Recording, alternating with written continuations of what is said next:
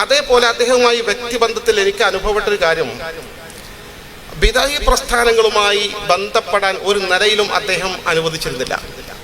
സമസ്തയുടെ പ്രഖ്യാപിതമായ നിലപാട് ബിദഈകളുമായി അകലം പാലിക്കുക എന്നത് ഏതർത്ഥത്തിലും അവരുമായുള്ള ബന്ധത്തെ അദ്ദേഹം നിരുത്സാഹപ്പെടുത്തുക, തടയുക ചെയ്തിരുന്നു.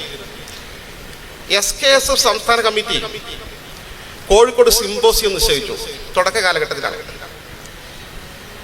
സിംബോസിയം എന്ന് പറയുമ്പോൾ വ്യത്യസ്ത ആളുകൾ അവരെ ആശയം എന്ന് പറയുമല്ലോ. ആ പരിപാടി പിന്നെ നടന്നിട്ടില്ല. ഞാനൊരു ആവശ്യത്തിന് വേണ്ടി അദ്ദേഹത്തിന്റെ വീട്ടിൽ വെള്ളിമാട് കുന്ന് ചെന്നപ്പോ അദ്ദേഹം ചോദിക്കാനുള്ളൊക്കെ ചോദിച്ചാൽ പെട്ടെന്ന് മറുപടി പറയും. പക്ഷെ അതെങ്ങനെ ചെയ്യട്ടെ, അതെ, പിന്നെ അടുത്ത ചോദിച്ചാൽ പിന്നെ ഒക്കെ മുമ്പ് ഓക്കെ ആണെങ്കിൽ പിന്നെ വർത്താനം കൂടുതൽ ഒക്കെ പറഞ്ഞ ഓക്കെ ഓക്കെ വിടും. അത് കഴിഞ്ഞാൽ പിന്നെ ഞാൻ പോകട്ടെ പറഞ്ഞപ്പോ, എടാ നീ എങ്ങോട്ടാ പോണെന്ന് ചോദിച്ചു. ഞാൻ കോഴിക്കോട് ടൗണിൽ തന്നെയാണ്. എടാ അവിടെ ചെമ്പ് സൂക്ഷിക്കുന്ന സ്ഥലം എനിക്കറിയുമോ ചോദിച്ചു. ഇല്ല ഉസ്താദ്, ചെമ്പ് സൂക്ഷിക്കുന്ന സ്ഥലം ഏകദേശം ധാരണ ഉണ്ട്, കൃത്യമായിട്ട് അറിയില്ലായിരുന്നു. അല്ല ഇവിടെ ചെമ്പ് പൂശ ഉണ്ടായിരുന്നു, എനിക്കത് കൊണ്ടുപോയി കൂടെ വെച്ചു. ഞാൻ ബസ്സിലാണ് വന്ന് ഉസ്താദ്, വണ്ടിയൊന്നുമില്ല. പിന്നെ ഇപ്പൊ ഞാൻ ചിരിക്കാൻ തുടങ്ങി. ചെമ്പ് പൂശ, സിംബോസിയം, എടാ അതൊന്നും നമുക്ക് വേണ്ടടാ. അപ്പോഴെനിക്ക് മനസ്സിലായത് SKSF തീരുമാനിച്ച സിംബോസിയത്തെ കുറിച്ചാണ് ഈ പറയുന്നത്. അപ്പൊ സിംബോസിയം പോലും അദ്ദേഹം മറ്റുള്ളവരെ നമ്മുടെ കൂട്ടത്തിൽ കൂട്ടിച്ചേർത്തിക്കൊണ്ട് അങ്ങനെ ഒരു ചർച്ചാവേദി സംഘടിപ്പിക്കുന്ന മഹാനവർ ഇഷ്ടപ്പെട്ടിരുന്നില്ല എന്നതുകൊണ്ട് ആ തീരുമാനിച്ചിരുന്ന ആ പരിപാടി മാറ്റിവെച്ചു.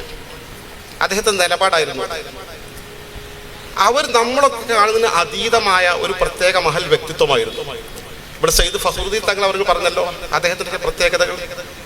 മുജദ്ദിദ്, ഹദീസുകൾ വിശദമായി പഠിക്കുമ്പോഴും അദ്ദേഹത്തിന്റെ ജീവിത രീതി പരിശോധിക്കുമ്പോഴും നമുക്കത് ബോധ്യപ്പെടുന്നതാണ്.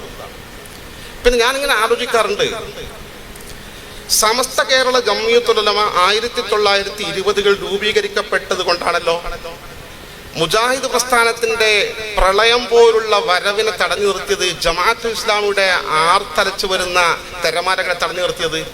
100 കൊല്ലം പിന്നിട്ടിട്ടും അവർ ചിന്നി ചിതറി ശിഥിലമായി പോവുകയല്ലാതെ സമസ്തക്കോ സുന്നത്ത് ജമാഅത്തിന് ഒരു പോറലും ഏറ്റിട്ടില്ലല്ലോ. AP വിഭാഗം ഇടക്കാലത്ത് മാറിപ്പോയെങ്കിലും ആദർശ രംഗത്ത് അവർക്കും മാറ്റം വരുത്താതെ കേരളത്തിൽ സുന്നത്ത് ജമാഅത്ത് ഭദ്രമായി നിലനിൽക്കുന്നതിൽ നിർണായകമായ ഗണനീയമായ പങ്ക് വഹിച്ചത് ഈ മഹാത്മാവാണെന്ന കാര്യത്തിലൊരു തർക്കമല്ല.